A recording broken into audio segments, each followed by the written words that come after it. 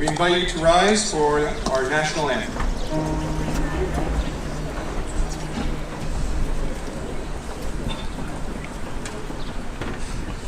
Oh, say, can you see by the dawn's early light what so proudly we hailed at the twilight's last gleaming, whose broad stripes and bright stars through the perilous fight o'er the ramparts we watched were so gallantly streaming, and the rocket's red glare, the bombs bursting in air, gave proof through the night that our flag was still there.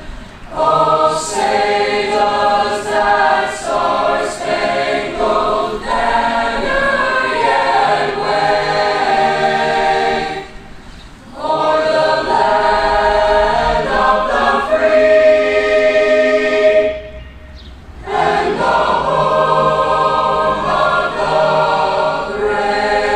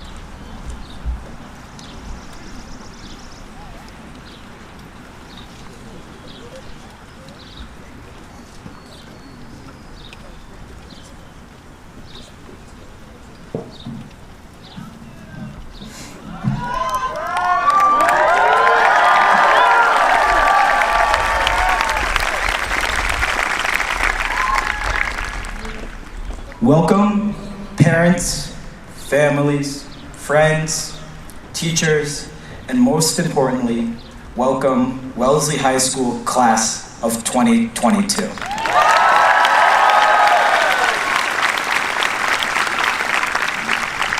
Today, we gather to celebrate our graduation from the Wellesley Public Schools, and I am so glad you are all here to enjoy the moment with us.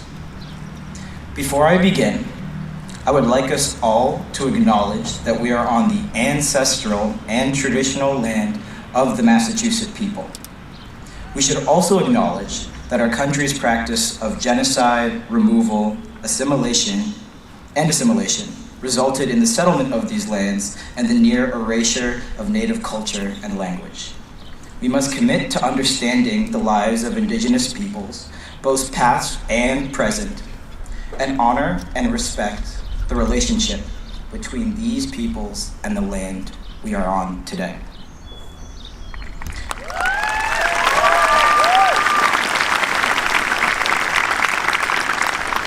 Honestly, when I was told I needed to give this welcome speech, I was concerned. It was easy enough for me to write down, "Welcome everyone," but once that line was used up, I was at a loss. Typically, graduation speeches offer some words of wisdom or advice for students as they enter a new chapter in their lives. But how was I meant to do this if I myself have no actual real-world experience? At the current moment, I cannot even imagine what this real world is like. The realm of adults, full of companies, politics, taxes, 9-to-5 jobs, living on your own, consequences, and making your own doctor's appointments. I was completely stumped. And I know how good all of us have gotten at BSing writing assignments for the past 4 years, but I'm not sure I could get away with it here. So, instead, I've decided I want to talk to you about something I know very well: sparkling water. About a week ago, I was craving some. So, I hopped in my car and drove down Washington Street to the nearest CVS. I was the only one in the store. Looking forward to my bubbly beverage, I made my way to the section of the store where the drinks are kept. I was looking for Perrier or San Pellegrino, but after a couple of minutes of browsing the shelves, it became clear that they only had Polar. So, disappointed, I began to make my way to the exit, empty-handed and parched. However, just as I was about to leave, I hear the cashier's voice on the loudspeaker, and I feel his gaze on my back. This is just a reminder that CVS has a strict no stealing policy. No stealing is allowed. Who knew? I've grown to expect being profiled, but I never thought my love for European sparkling water would be the catalyst. And this is my experience as a black man who has long been a resident of Wellesley. I can only imagine what my peers that commute from Boston face on a daily basis in this town. At that moment, I peeked into the real world. And let me tell you, it's not that pretty. But I think we all know that. Because oftentimes, the prejudice of the real world has seeped into the Wellesley High School, and the Wellesley Middle School, and the elementary schools. However, we are on our way out, off to college, gap years, military service, or the workforce. Perhaps this means we no longer have the ability to directly change the Wellesley Public Schools. But our transition to adulthood provides us a new ability, the ability to change the real world. Whether it is through our vote, advocacy, donations, volunteering, leadership, or education, we can help combat poverty, discrimination, injustice, and all sources of human suffering. I believe it is our responsibility to do just that. We owe it to future school children to create a real world that only seeps positive lessons into the classroom. I know this is a big ask, but as we complete our first 13 years of schooling, we can no longer plead ignorance, but only apathy. During our time here, many of us acknowledged and discussed larger societal issues on Zoom, in the classroom, in our papers, and with our peers. But far too often did we believe that our community was exempt, that we were untouched. We could claim understanding and preach action, but when the time truly came to confront the wrongdoings in our own community, we froze. We stood idly by and allowed hate to spread. Perhaps we were nervous about what others would say, or worried that we ourselves would say the wrong thing. Regardless for the reason of bystanding, however, the damage was still done. It is far too easy to close our eyes and ignore what happens right in front of us, especially when we ourselves, personally, are not the victims.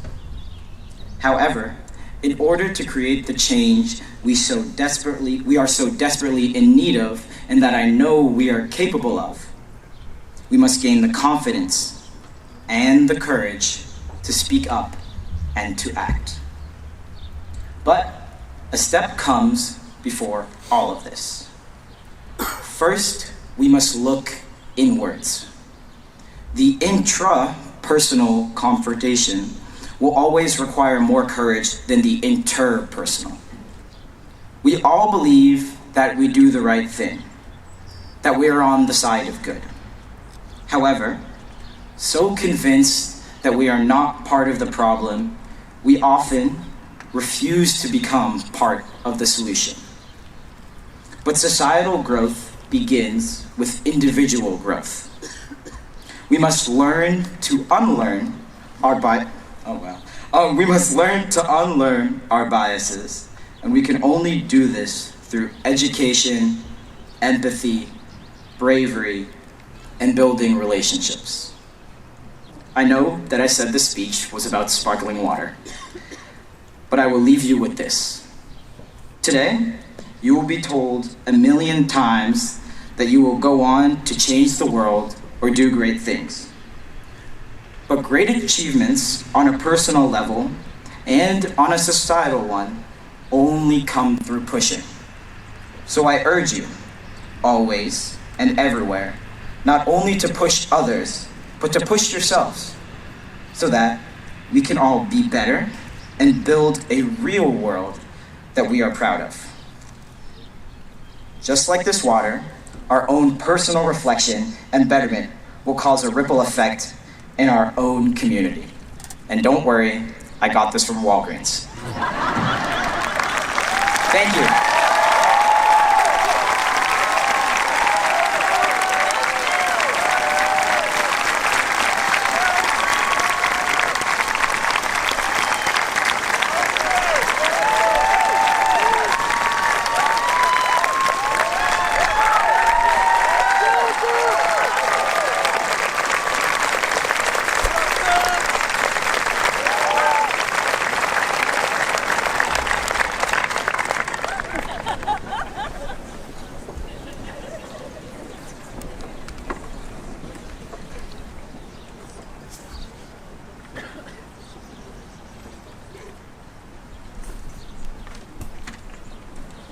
Good afternoon.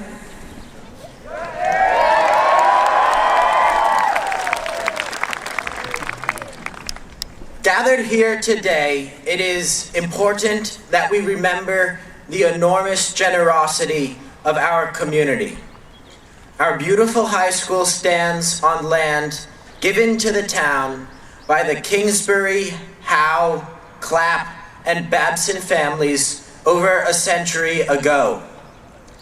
In that building, we have shared 4 years of memories, made friends, faced trials, met challenges, had some laughs, learned a ton, and grown from children to young adults. Charged with the care of this facility for 9 years, Tom Zink never hesitated to give back. Whenever, however, and wherever he could, and always with a smile and a gentle quip. Mr. Zink graduated from Wellesley High School in 1972 and spent 32 years serving the town as a dedicated employee, a beloved member of the community, and an exemplary human being. No request was too late or too small. No problem too insurmountable. For Tom to do all in his power to ensure needs were met, the problem solved, and smiles ignited. Always there to lend a helping hand and brighten the day of anyone with whom he interacted. Tom epitomized the spirit of kindness, generosity, and commitment to which we should all aspire. In this tradition of giving, we have chosen to make this year's class gift a donation of $8,000 to the Tom Zink Above and Beyond Memorial Award Fund.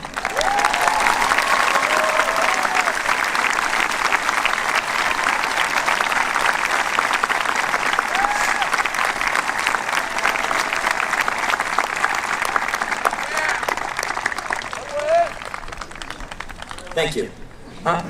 This fund recognizes a Wellesley High School student every year who exemplifies Tommy's gift for helping and uplifting others and making the school a kinder, more welcoming place. We hope our gift will, for years to come, honor Tommy's memory and the example he set, while benefiting the community he cared so deeply about and to which he gave so much. Thank you.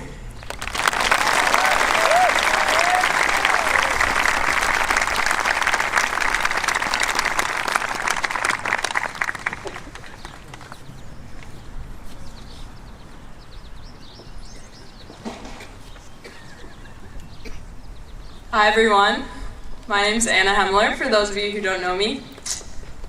I'd like to start off by saying congratulations to all of us for making it here.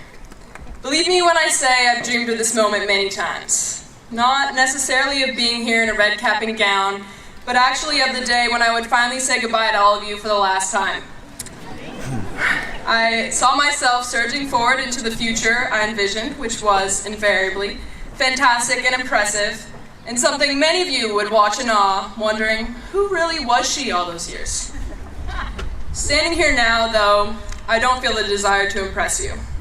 I actually like to somehow trap you all here so that this event never has to end, we never have to say goodbye, and we can all be in high school forever. I think that's what we all want, right?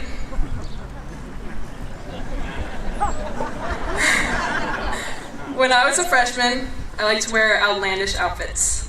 I liked to induce ugly tie syndrome on people. I would catch them looking at my outfit, and they'd feel forced to give a compliment, regardless of what they actually thought. I had one red, shiny puffer jacket that was absolutely ridiculous, and I looked like an astronaut wearing it, and that was exactly why I loved it. I loved sending out the message that I was going to do what I wanted, when I wanted, how I wanted, without a second thought to the opinions of those around me. I valued the rejection of conformity, prided myself upon differing from all of you. Sophomore year started off the same, then the pandemic. Our experience was a little different, a little isolated, a little weird. Thrust into isolation for the middle duration of high school, we had to figure out what was going on in the world, and more than that, arguably scarier, what was going on in our own minds. It was my dream come true for about 2 days. School canceled, nothing to do but whatever I wanted. It grew old quick. Something was wrong, but I wasn't sure what exactly. There were days with back-to-back Zooms, hours of staring at a computer screen. I didn't recognize the faces in the small squares on my computer, and at times I didn't recognize my own. What happened to the girl who expressed her uniqueness at all times, who was comforted by seclusion, who identified as the independent free spirit? I suppose the audience was taken from me, with my parents not really putting up with my I am the most important attitude. I can't really blame them for that. Hybrid school was another story. Sitting 6 feet from everyone in mass, following directions not to turn our desks towards each other, missing half the class as they were online, there was a barrier between us, whether it was the physical cloth which hid our faces or the unspoken one. Class after class in my room at home was a difficult reality for most of junior year. When we returned to school at last this past year, in table groups, with full classrooms and the normal schedule, I realized what was wrong. My feelings then are reminiscent of a line from The Goldfinch by Donna Tartt.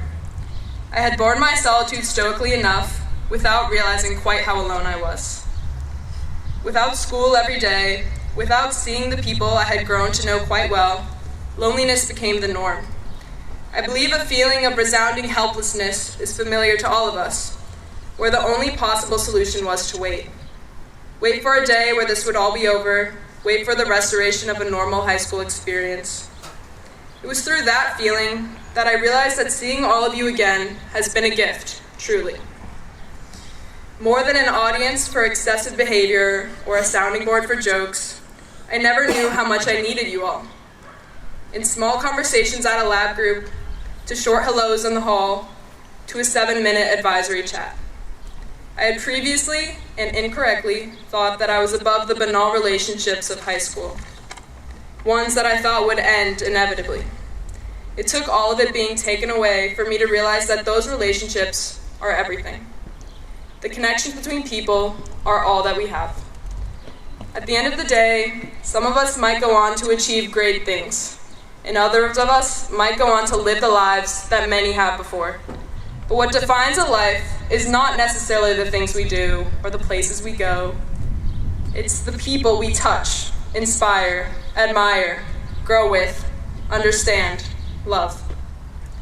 I'm indebted, as I believe we all are, to Wellesley High School, to the lessons of the pandemic, to my classmates, and to my teachers for gifting me with the understanding that no matter what we do or achieve, it's the people surrounding us that make the difference between happiness and despair. And listen, I still don't really care what you think about my outfit, but I care about you. And I'll never forget the immense relief of stepping foot in our school again and being reconnected with not all that had been lost, but rather with all that was waiting for us when we came back. Though each of our experiences here at Wellesley High may vary significantly from one another, there's no doubt in my mind that the common identity of students, and now graduates, of Wellesley has offered a unity and comfort during a challenging couple of years. Aristotle wrote that the whole is greater than the sum of the parts. 4 years ago, I would have never applied that to our high school, but I do now. And I think the last thing to say is thank you, and it's been a great 4 years.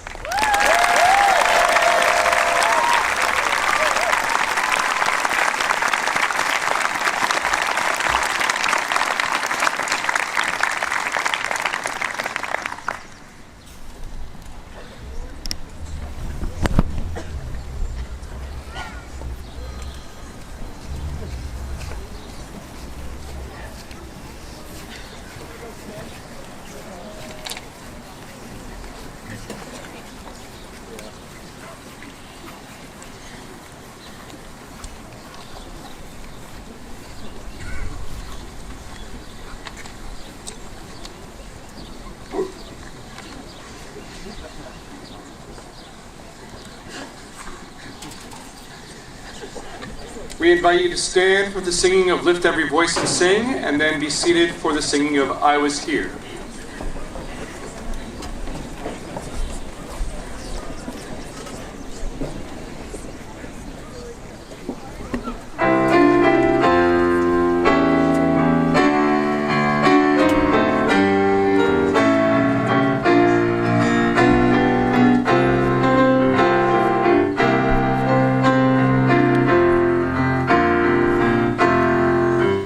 Every voice and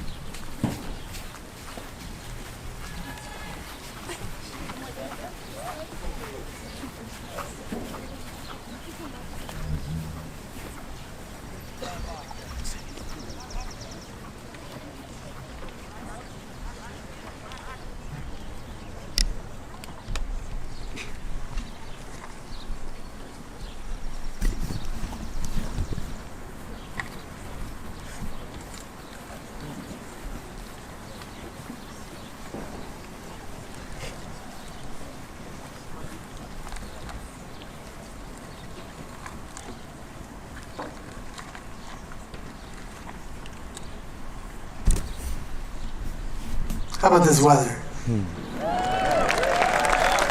I was never worried.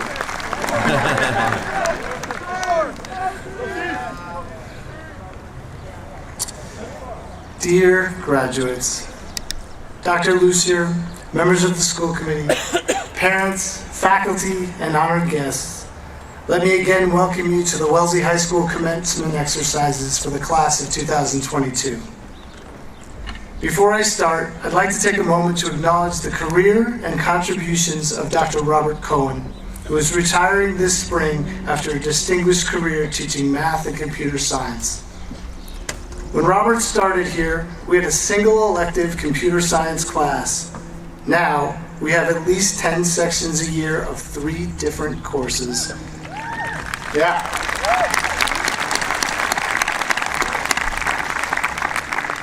Robert built that program, and he even helped our middle school with their growth too. Congratulations, Dr. Cohen.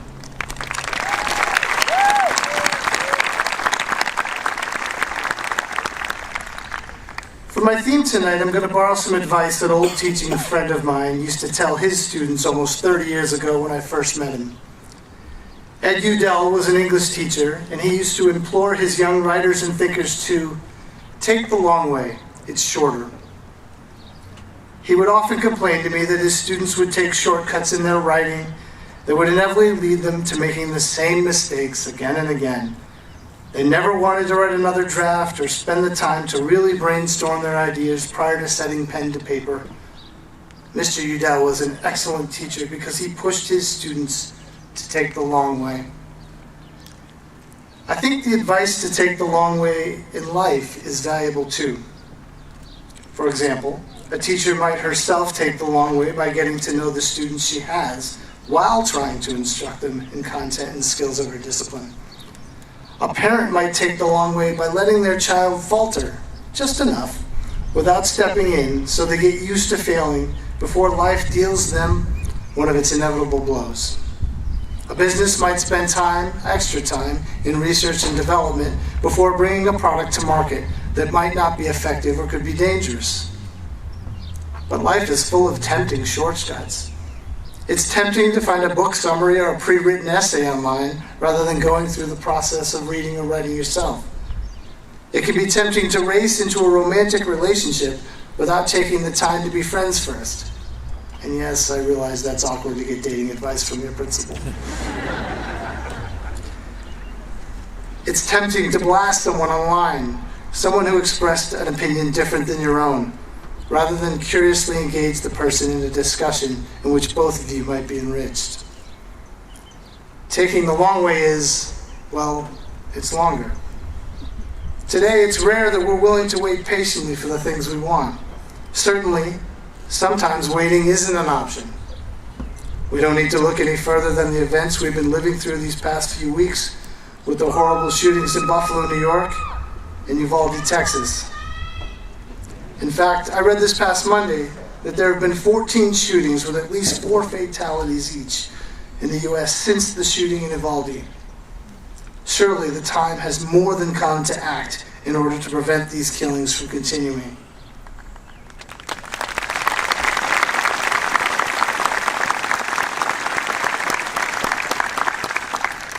I would also warn us not to look for some type of quick fix to this scourge of mass shootings. Yes, we need immediate action, and we need to make sure we create solutions that help us save lives long into the future.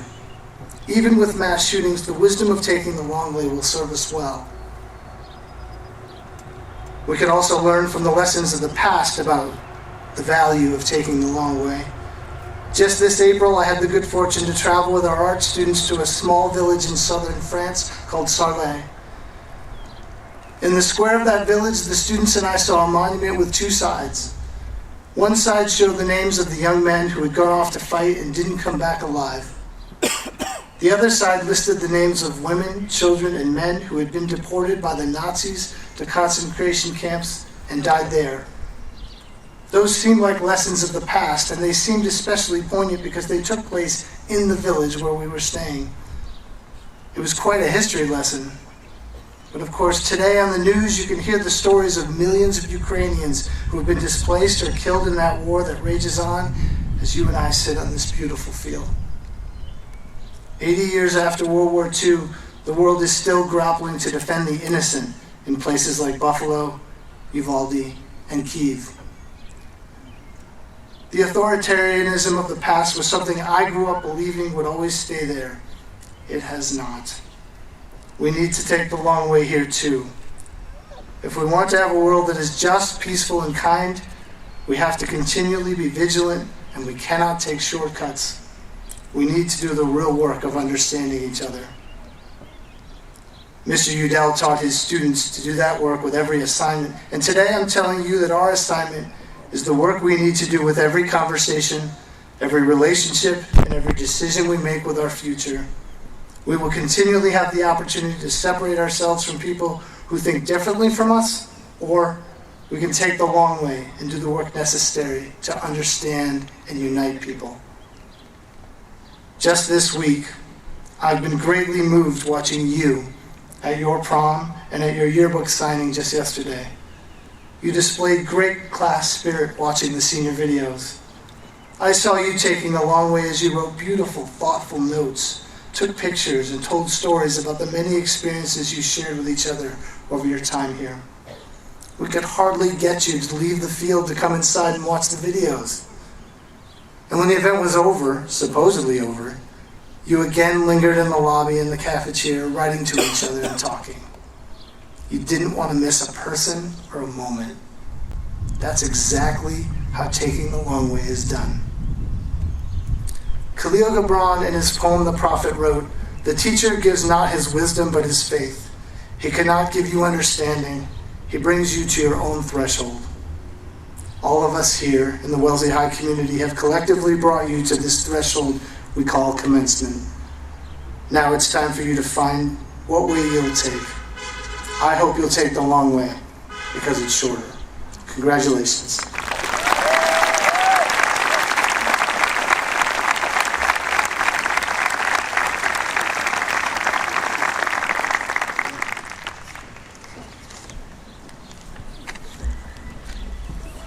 Dr. Lucier, Dr. Chisholm, Mr. Kelton, Ms. Matloff, Mr. Shattuck, Wellesley School Board, and most importantly, the class of 2022.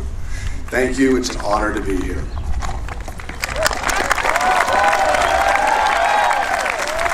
Congratulations, you made it. You guys have had a difficult road. I believe a quarter or a third of your classes have been at home. I think the only group that's had a more difficult road are your parents. So congratulations to you as well. You too have made it. I was genuinely surprised when Abe Cope came into my room and told me that I'd won an election. I immediately thought about a parking spot. It's the only election I know teachers have going for them. But no such luck.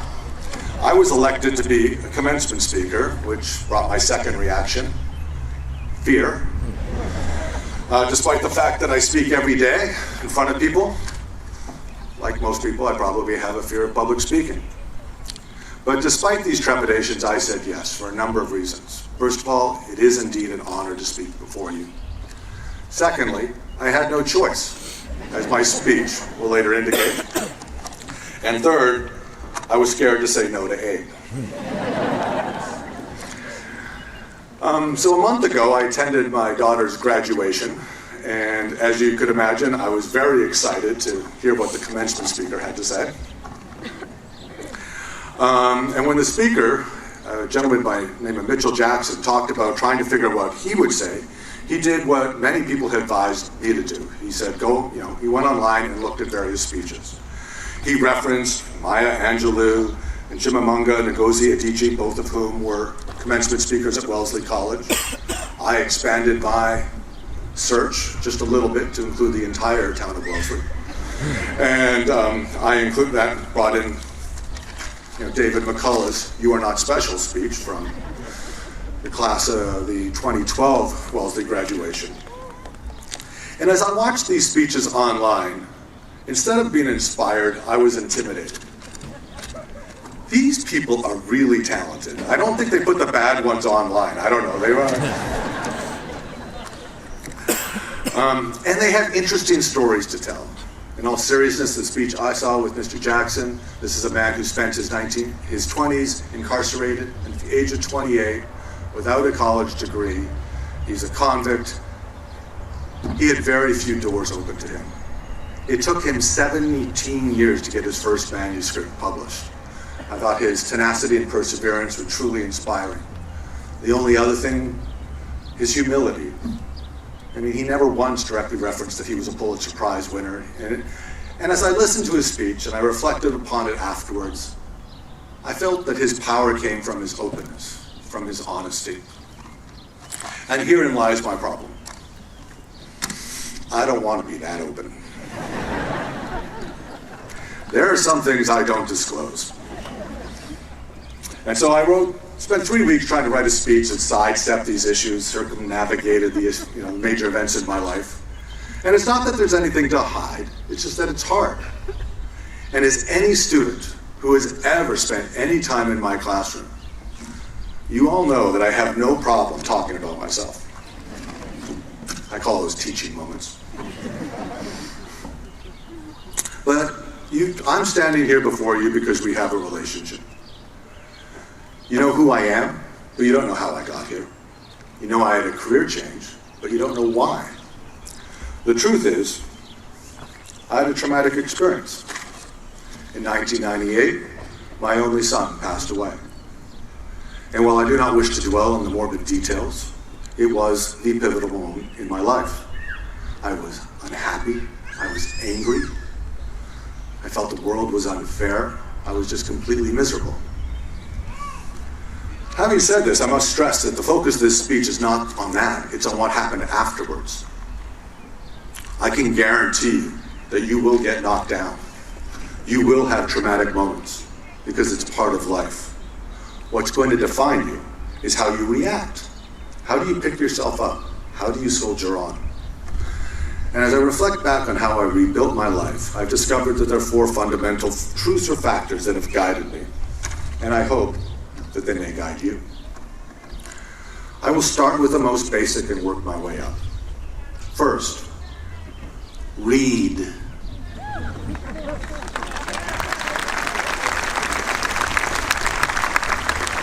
It doesn't matter. You could read instruction manuals for all I care. Just read. You know, you've just spent 4 years in high school. Your teachers have told you what to read. You're going to spend years in college, and your professors will tell you what to read. And then you're going to be an adult, and no one's going to tell you to read. So you have to develop your love of reading now. When I was in high school, I had some reading issues, and it was very difficult for me. I was a numbers person. And it was only in my late 20s, or my mid-20s rather, when I discovered historical nonfiction. It completely changed me. It lit a fire. It totally transformed me. And the amazing thing about reading is it gives you ideas. And ideas can lead you to the most unexpected places. I went from a finance guy who had difficulty writing a business letter to a history teacher grading research papers. And I can tell you that, reading, no one foresaw, myself included, that this would happen. Second, be involved. Show up every day, and I do mean every day. I'm actually worried about this with COVID and quarantining. This doesn't really happen. I've had so many people tell me that I'll just make up the work. I'll do some reading at home. I'll go online. The truth is, you have to be there. Participation means showing up every day. This is where you build your relationships. This is the only way to guarantee that you're going to be there for the important moments. That was a quick one. Third, find a career that is meaningful to you. And this has an economic component. Hey, you guys have elected the econ teacher. I mean, who does that? We all know that the United States faces a lot of competition in this day and age. Gone are the days of the second half of the 20th century when the United States stood as a single economic superpower. That doesn't mean that there aren't tremendous opportunities out there, because there are. It just means you're going to have to work really hard. And that's the way it's been for most of humanity throughout history. You will spend a significant portion of your life working. So, find a career that's meaningful for you. Something you like. I had a career change in my 40s, and I became a teacher. I refer to it as my vow of poverty. And I might add that I've never once regretted it, and I have never been happier.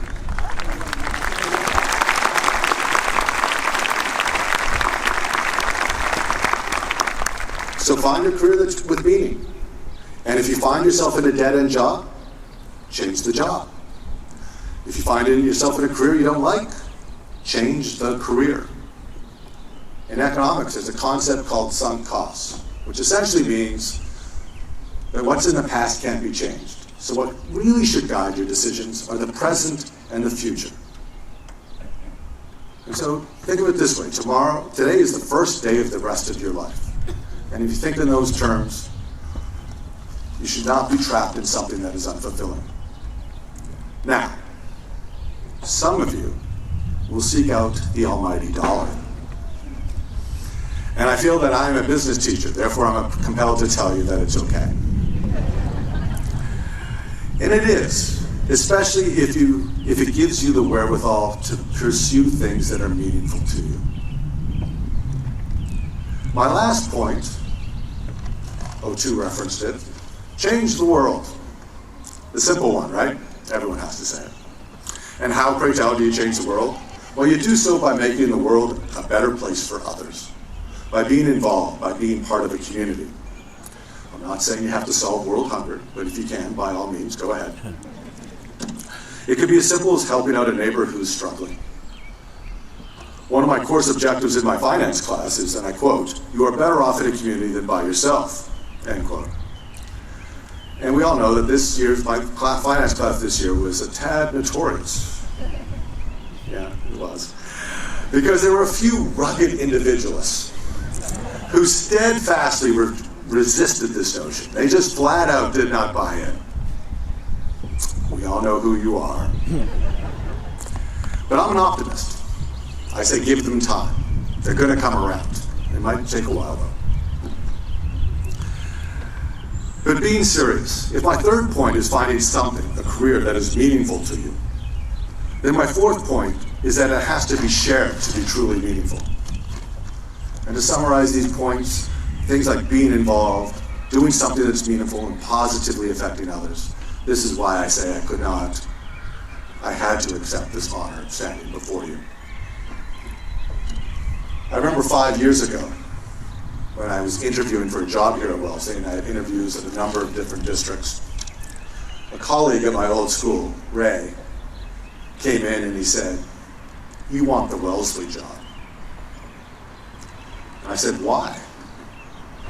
And he said, "Wellesley students are special." Now I know what you're thinking. I thought it too. Clearly Ray had never read David's speech.